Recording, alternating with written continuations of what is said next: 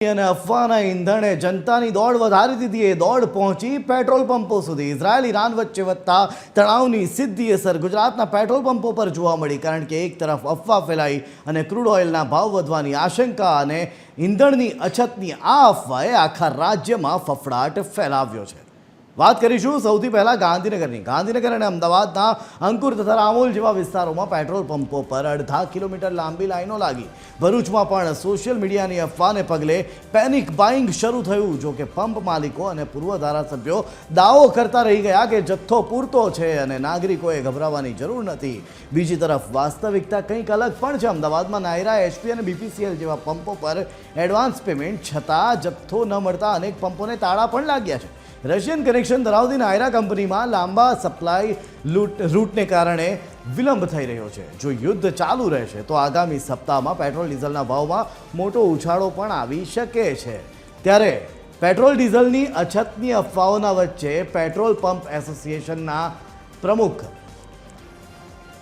અરવિંદ ઠક્કરે પણ મોટું નિવેદન આપ્યું। તેમણે સ્પષ્ટ કર્યું છે કે શહેરમાં ઈંધણના સપ્લાયમાં કોઈ જ તકલીફ નથી, માત્ર 3 થી 4 પંપના સ્ટોક ખાલી થતાં ખોટું પેનિક ફેલાયું હતું। ઠક્કરે લોકોને અપીલ કરી છે કે પેટ્રોલ ડીઝલની અછત માત્ર એક અફવા છે, પૂરતો જથ્થો ઉપલબ્ધ છે, માટે જનતાએ ગભરાઈને લાઈનો લગાવવાની કે અફવાઓ પર ધ્યાન આપવાની જરૂર નથી। વધુમાં તેમણે શું કહ્યું સાંભળીએ।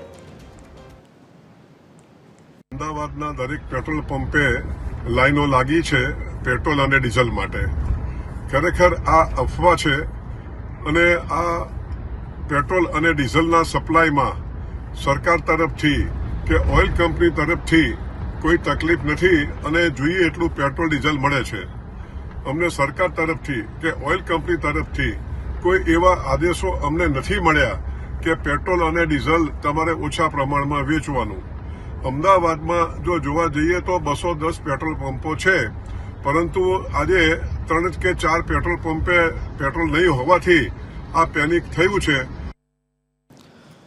તો રાજ્યમાં પેટ્રોલ ડીઝલની અછતની અફવાઓ વચ્ચે ડેપ્યુટી સીએમએ પણ મોટું નિવેદન સામે આવ્યું છે। તેમણે જનતાને અપીલ કરતા કહ્યું કે ગભરાવાની બિલકુલ જરૂર નથી, રાજ્યમાં ઈંધણનો પૂરતો જથ્થો ઉપલબ્ધ છે। તંત્ર દ્વારા સ્પષ્ટતા કરવામાં આવી છે કે અછતના સમાચાર પાયાવિહોણા છે અને સરકાર સ્થિતિ પર સતત નજર રાખી રહી છે। ખોટી અફવા ફેલાવી ભયનો માહોલ ઊભો કરનાર તત્વો સામે હવે સરકાર કડક કાર્યવાહી કરશે। વધુમાં તેમણે શું કહ્યું સાંભળીએ।